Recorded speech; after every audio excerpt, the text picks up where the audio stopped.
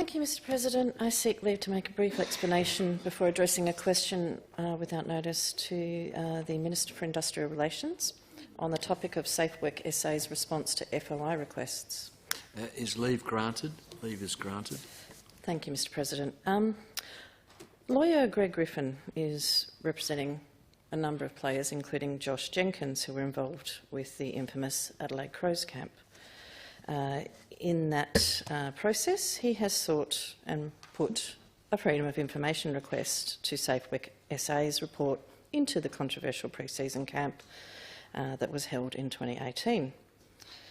In the media, he has noted that the response to that Freedom of Information request has been what he calls North Korea-like, with him receiving a bill of $6,000 for many reams of blank pages. I believe, in the words of Mr Griffin, they basically sent me 58 blank pages and an extract from the Work Health and Safety Act, which I could have printed off on my computer for free. The returned FOI identified 284 documents relevant to the request, but full access was denied to all but 8. Among those documents that Mr Griffin did receive access to was a parliamentary debate recorded in Hansard, which I believe was a question from myself to the previous minister, a press release publicly issued by Safe Work SA, which was partially redacted, and indeed reams of the Work Health and Safety Act. My questions to the minister are— the public documents, exactly right. My questions to the minister are, is this good enough in terms of the practice of Safe Work SA with complying with Freedom of Information requests? How has Safe Work SA gone about facilitating support for injured workers, potentially psychologically harmed workers, through this process? And why are they not cooperating with the legal representatives of workers seeking redress? Thank you, sir, and I thank the honourable member for her question. In relation to freedom of information applications, sir, the determination of freedom of information applications is dealt with by relevant public sector agencies in accordance with the provisions of the Freedom of Information Act. I don't know in this case, but I suspect that there are some further limitations in relation to what Safe Work is able to release because of legislative provisions.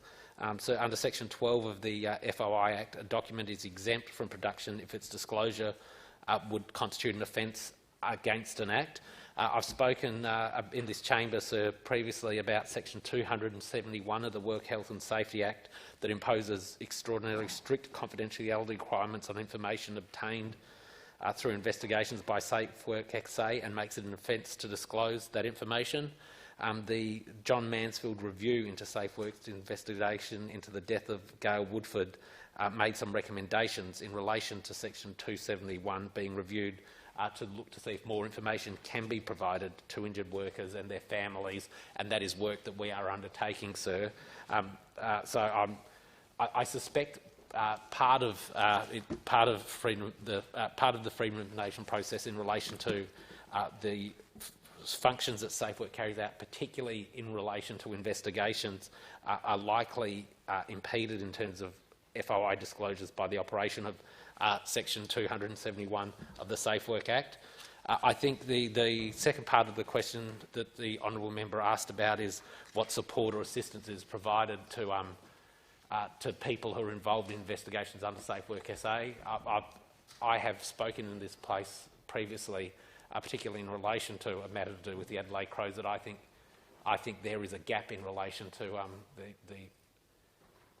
the cultural understanding and sensitivities, not just of South Australian Safe Work SA, but I've asked to put that on the national agenda of how Safe Work in this state and other similar organisations both conduct inquiries and treat those involved in investigations in a culturally safe manner.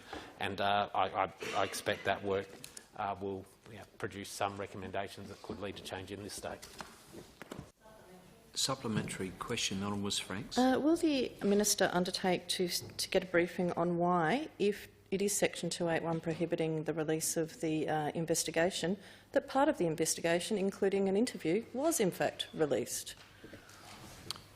Attorney? I'm happy to ask the agency in relation to that, but as I've said, it is agencies determined, the relevant public sector agency determine FO applications, but I'm happy to ask that agency if there's further information I can provide.